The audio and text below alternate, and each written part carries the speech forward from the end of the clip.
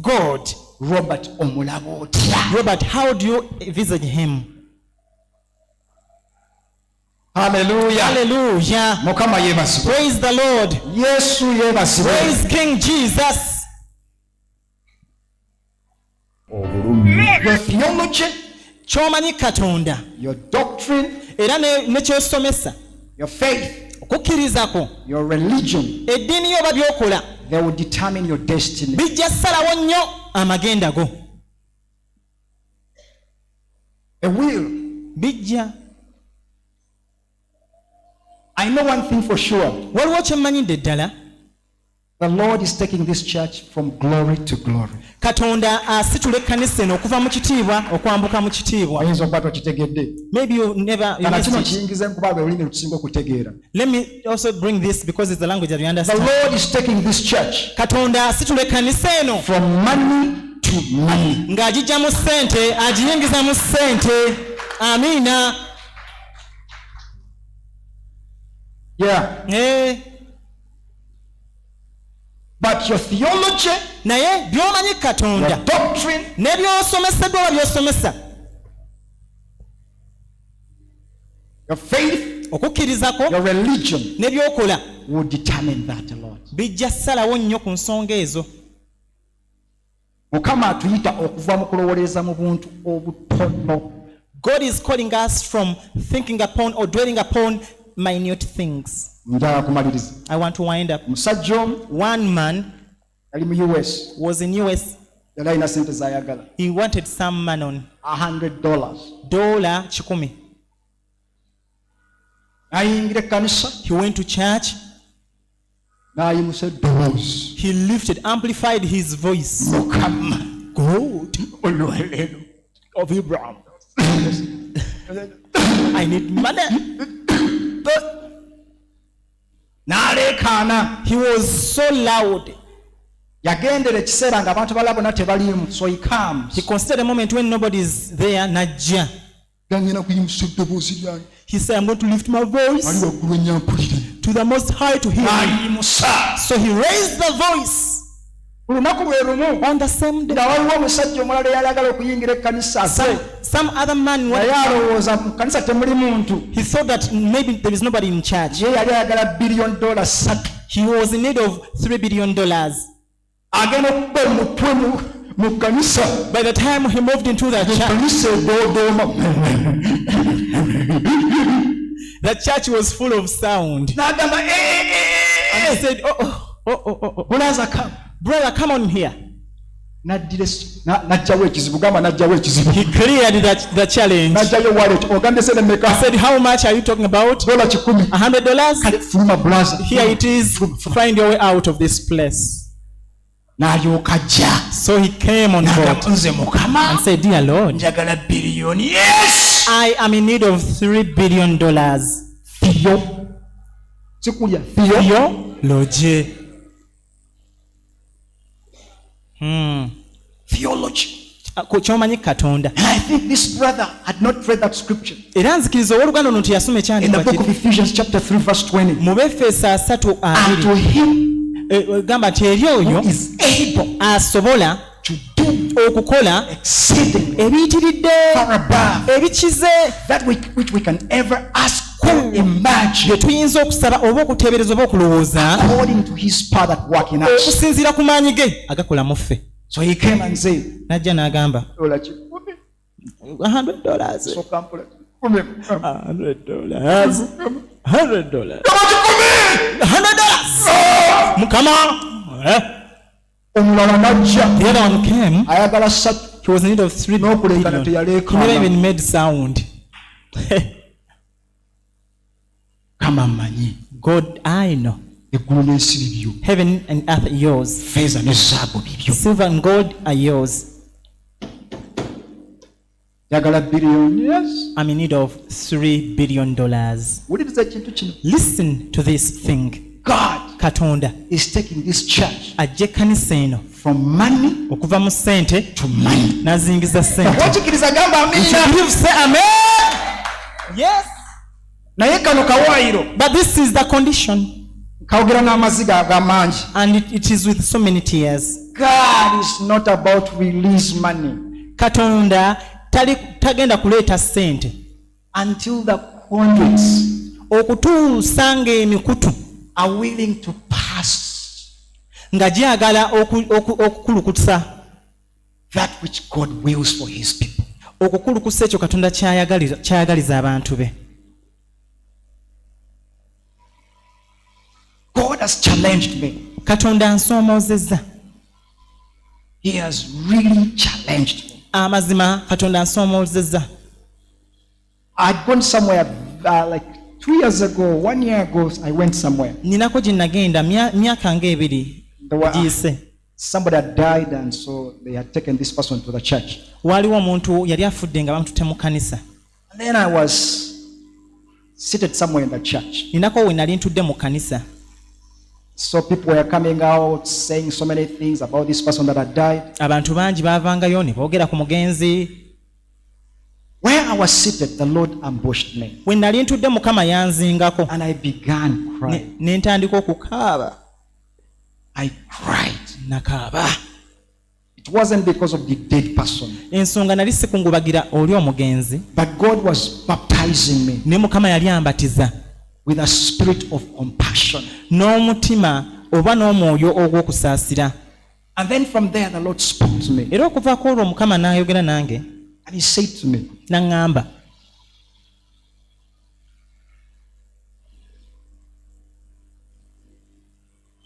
He said to me. Yaŋŋamba.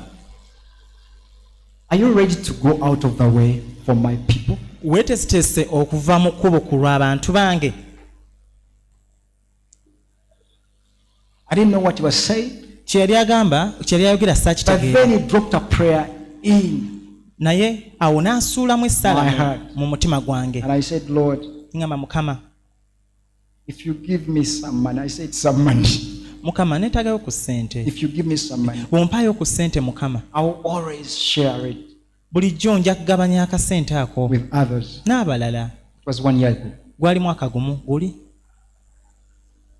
And I heard him saying, Ne muwulira ng'agamba, for a long time, kumala ebbanga ddene I've been looking for that. ekyo kimbadde nnoonya. Now, let me give you a testimony. Kaakati Let me give you a testimony. kankuweeyo obujulizi. It's not a lot of money. Ssente si nnyingi nnyo.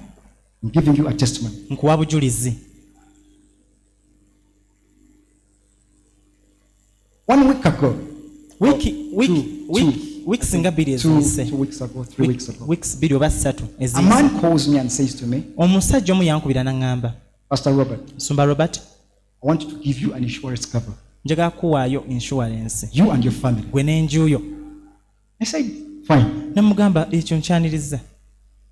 The next day, Olunaku olwaddako, someone calls omuntu omu ankubira and says, n'agamba, Robert, njagala kuwa insurance cover gwe ng'omuntu w'omu ne ngamba kino kiki. I would love to give an insurance cover to you as an individual. I wondered what was happening. After 2 weeks, Weeks bbiri we zaayitako, omusajja n'ampereza ng'amaze okusasula insurance cover. this man sent to me information showing me that he has cleared all the insurance. Nekubira Pastor Sentongo ne mugamba nkoze I ndya. called Pastor Sindong and asked him, what should I do? Omusajja ono anyiizizza nnyo. This man has really annoyed me. Ng'asasudde miliyoni 60 He had cleared 60 millions mu UAP. in UAP. 60 millions. Million 60. Usiru munda muze ne bunga kale singa wazimusabye. Ale singa wamugambye zijje zimpe. The mind was like, how I wish I asked for that money to be paying by myself. Ng'asasudde comprehensive. And he had paid in a comprehensive one. Mpulira obusungu. I was really very Nekubira Pastor angry. Sentongo muga tewaliwo ngeri yonna. I asked Pastor Sindong, is there no way Tetusobola kugenda mu insurance eyo ne tuzijjayo. that you can go and withdraw that money from the insurance? Omusajja ndaga receipt nga yasasudde miliyoni 60. This man showed a receipt of payment of 60 millions Nga mulimu harriers 3 with 3 Harry, Okay. Kawundo. Kawundo 3 balamu n'ogira. Otu. Omusajja ono. Oh, and I was like, this man,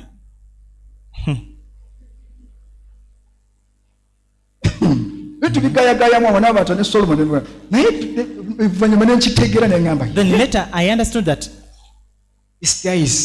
that guy is taking us from glory Katonda atujja mu kitiibwa glory. atuyingiza mu kitiibwa. Those are tokens. Obwo buntu They are signs. bubonero. Listen, those are signs. Kankugambe buno bubonero. If someone can part with 60 million shillings Omuntu wabanga asobola okwejjako miliyoni 60 and he pays for an insurance cover, n'akusasulira ku bya that insurance, is something. ekyo nno kintu. Ati mu wiki ewedde Now this previous week,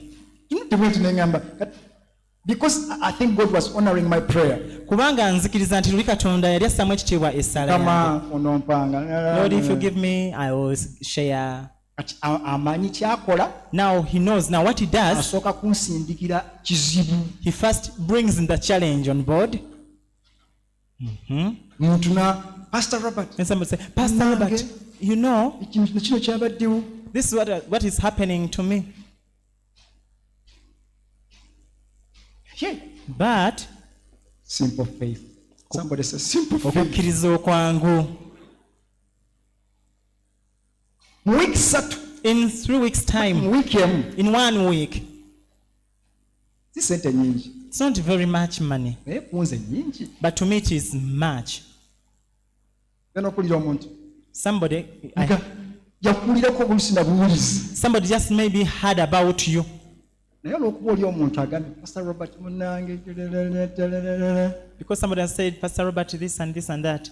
Genda okulira omuntu n'akuweereza oba Mukama Katonda yeewuunyisa. And somebody sends you. Yesu mukubire engalo eza. Join your hands to Jesus. Omanyi ekyawandiika ekigamba You know scripture which says mu Isaaya 66 in Isaiah 66, baliba tebannamala kusaba. before they wind up with their prayer time, Baddamu then I answered them. nga tebannagamba amiina. Before they conclude with amen. Faith to faith. Kukkiriza, okugenda mu kukkiriza. Mukama wulidde omusajja ono sirinawo sente naye ayetaaga omuyamba. I had no money, but Lord, this money Oba is some help. tonnamala kusaba. It has happened to me this week 3 times. Ekyo nno kimbaddeko emirundi 3 mu wiiki eno gye tuwumbawumbako. Kati wuliriza. Now listen. Ate nga zijjira mu gundi eno. And it comes in this style. 1 million, Kakadde kamu, 1 million, kakadde kamu, 1 million. kakadde kamu. He- Hey. But this is the point. Naye ensonga yiino,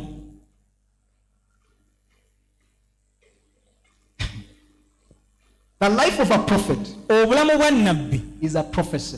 buba bunnabbi. Your life Obulamu bwo is a prophecy. bunnabbi.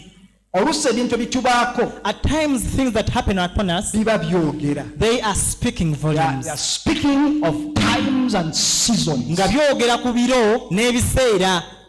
And I believe the season ey'ekkanisa Era nzikiriza season of this church, God is taking us Katonda atulinnyisa from money okuva mu ssente to money. ogenda mu ssente.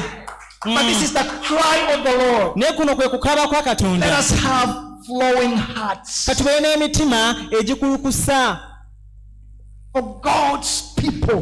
ku lw'abantu ba Katonda. And as long as you do that, Era buli w'onaakola ekyo, the gates of heaven enzigi z'eggulu will remain open. zijja sigala nga nzigule. Mukama yeebazibwe. Obudde Praise the bw'oteeka. Lord. Our time is fast Yimirira ku spent. magulu. Kindly stand up. Oba osobola sigala mu saavisi ey'okubiri. If you can keep around in the second Olw'obudde service. osobola waliwo ekintu tetwagala nkiyita kintu. I don't want to call it something, Sagala a nkakiyita thing, kintu. Naye mpulira nina kye neetisse. but I feel I have something and all Obudde on me. buweddeyo. Our time is fast spent. Obudde buweddeyo. Time is spent. Stand up on your feet and Katuyimirire. for those of you who are going, you may go. N'aba bagenda mujja And by the way, there basobola. is now no condemnation against you. Era tewakyali kyakunenyezebwa gy'oli. No. Tewali. Just raise up your hands before the Yimusa ku Lord. mikono gyo. We thank you, God, Tukwebaza Katonda. the God who made the world and everything that is in it. Katonda eyatonda ensi na byonna ebigirimu. You are the Lord of heaven and earth. ye gwe katonda w'eggulu n'ensi. You do not live in temples built by human hands. Gwe nno tobeera mu nnyumba ezizimbiddwa emikono gy'abantu. Nor are you served by human hands as if you needed anything. Era ebyo ebiteekeddwawo emikono gy'abantu nga yeetaaza ekirala kyonna. You are self-sufficient. Bwe weemalirira, From whom all things come. okuva mu kwe byonna mwe biva. The scripture says, Kyandikibwa kigamba. rather you yourself give life to everyone. Era gwe owa obulamu buli muntu. You give breath to everyone and everything. Owa omukka eri awo abantu bonna na byonna. Now we have raised up our hands before Kaakano you. tuyimusiza emikono gyaffe gy'oli. As we surrender to you, Nga twewaayo gy'oli. we are asking, Lord, Tusaba ayi Mukama. let this faith Okukkiriza kuno to faith kugenda mu kukkiriza grow in us, O God. kukule mu ffe. You've said to us, Kano otugambye you're taking this church okyusa ekkanisa eno from money to money. okugijja mu ssente ogiyingiza ssente. Father, we have testimonies. Mukama tulina obujulizi Father, we've seen what you've done. era tulabye bye waakakola. There is a time when we wanted 130 million. wewakase twetwetaaga miliyoni 13. It took just 5 minutes of prayer, kyatwala dakika 5 za and you ssaala came through for your servant. era n'oviirayo omuddu wo. Because Lord, Kubanga Mukama you are the Lord ye gwe Mukama of heaven and earth, ow'eggulu n'ensi, and gold and silver are yours. era ffeeza ne zaabu So byo. we say Jesus' Wewe name. tetugamba Yesu erinnya ery'amaanyi. Do us good. Tukola obulungi, Do us good. tukola obulungi, Do our children good. abaana baffe bakole Do our obulungi, household. enju zaffe zikole obulungi. Bless this church. Kanisa eno kiwa omukisa, Supply us. otwaze, Increase us. otwaze. Oh my God. Mukama wange, You was able to do eri gwe asobola okukola exceedingly ebisukulumye, far above ebisukulumidde ddala what we can ever imagine. ebyo bye tulowooza, Ask for tukusaba. according Yes, Lord. Yes, my God. We agree with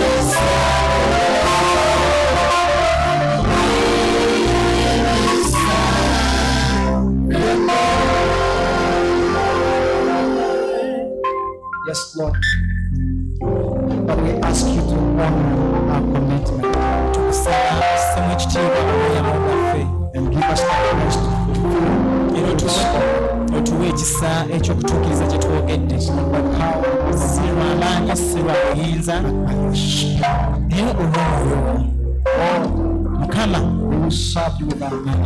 tujja kuweereza ne ssente zaffe We will serve you with our riches. tujja kuweereza n'obugagga bwaffe tujja kuweereza mukama We will serve you. tujja kuweereza mukama We will serve you. tujja kuweereza mu linnya lya yesu amiina amiina amiina weebale mukama Mrs. Kasozi come on here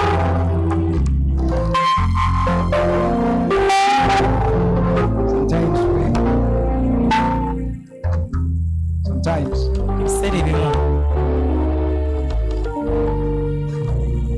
when we are under the anointing, bwe tuba nga tuli mu mafuta we bring orders by the Spirit of God.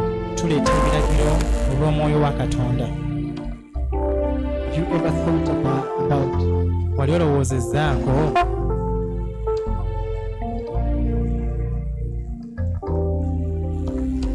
of ku getting a place for the Lord? okufunirayo katonda ekifo Maybe a plot. oba ensuwa The house of the Lord may be built there. poloti ennyumba ya katonda mweyinza okubeera I understand by the Spirit of God, tegeera olw'omwoyo wa katonda the Lord would have you, katonda yalikwagazza getting Him omufunireyo a portion ekitundutundu where the church ekkanisa can be. weesobola okukuŋŋaanira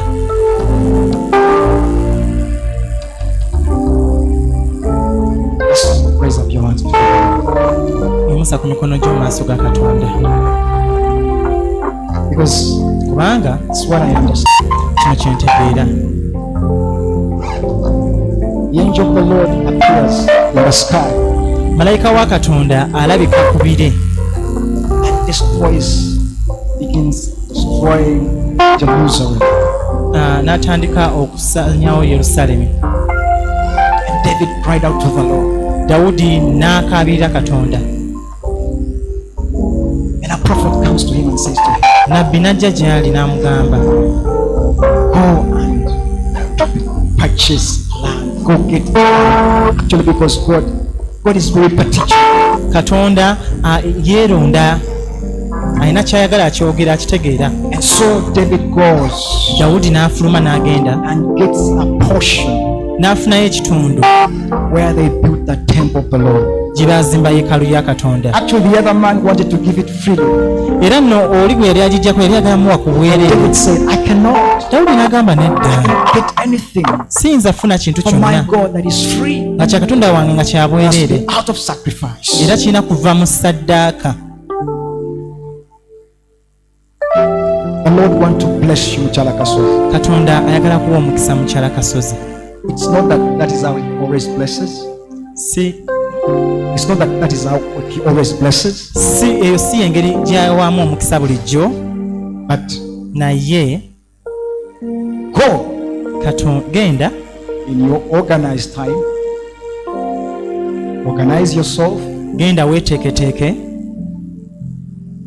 as you're able. nga bw'osobola. I'm not saying this year or the other year, Sigamba mwaka guno oba guli, but get a place naye funayo ekifo for the name of the Lord. nga kya linnya lya Mukama, Set it apart for the Lord. era okyawuleko ku lwa Katonda, For these are the words of the Lord kuba bino bye bigambo bya for Katonda your children. ku lw'abaana b'abaana bo. My eyes Amaaso gange always be upon them. bulijjo gajja gabeerangako, I will deliver them kuba bo ndibanonola again and again. nate, And I'll show myself great in their lives. era nja kweraga nga ndi w'amaanyi mu bulamu And I bwabwe, will show myself era nja kweraga great in their lives. nga ndi w'amaanyi mu bulamu Father, we bwabwe. want to thank you so much. Mukama tukwebaza We nnyo, want to bless this your daughter muwala wono ffe tumuwa omukisa in our household, n'enju ye our children, n'abaana b'abaana be. Lord, I pray Mukama nsaba that you give her the means.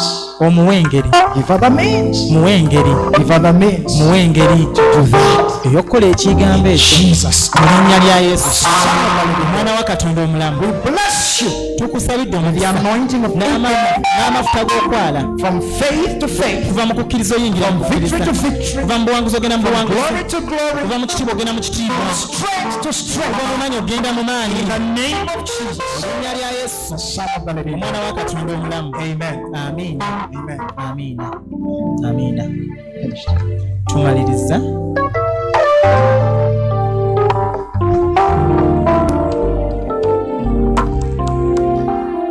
Wali mungi nnyo ne bamwambula n'asigala bwereere. There was silence in heaven.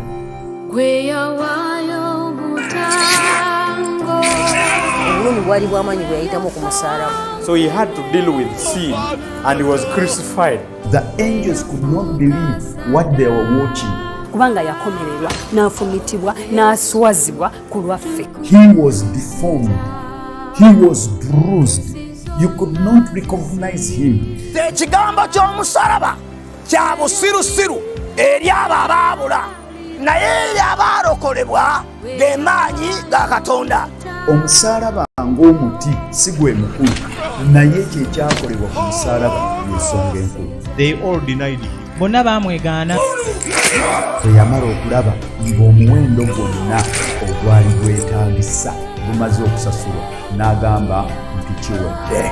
Bw'atyo n'atwa omwoyo. Ebibi byaffe n'okubonaabona kwaffe n'endwadde zaffe ku musalaba yaggwa. When you look at the cross, the love of God is displayed. God loves you. Power of the Cross Conference, wano ku Christ Our Sure Foundation Church. The preparations have started. Our pastors have prepared a lot to give us to get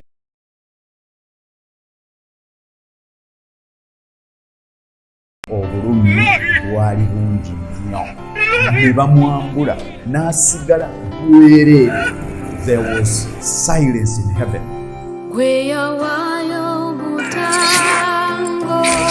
obulumi bwali bw'amaanyi bwe yayitamu ku musalaba. So he had to deal with sin and he was crucified. The angels could not believe what they were watching. kubanga yakomererwa n'afumitibwa n'aswazibwa ku lwaffe. He was deformed. He was bruised. You could not recognize him. ekigambo ky'omusalaba kya busirusiru eri abo abaabula naye eri abaalokolebwa ge maanyi ga Katonda. Omusalaba ng'omuti si gwe mukulu, naye kyekyakolebwa ku musalaba y'ensonga enkulu. They all denied him. Bonna baamwegaana. Bwe yamala okulaba ng'omuwendo gwonna ogwali gwetaagisa gumaze okusasulwa, n'agamba nti kiwedde. Bw'atyo n'atwa omwoyo. Ebibi byaffe n'okubonaabona kwaffe n'endwadde zaffe ku musalaba yaggwa. When you look at the cross, the love of God is displayed. God loves you. Power of the Cross Conference, wano ku Christ Our Sure Foundation. Obulumi bwali bungi nnyo ne bamwambula n'asigala bwereere. There was silence in heaven.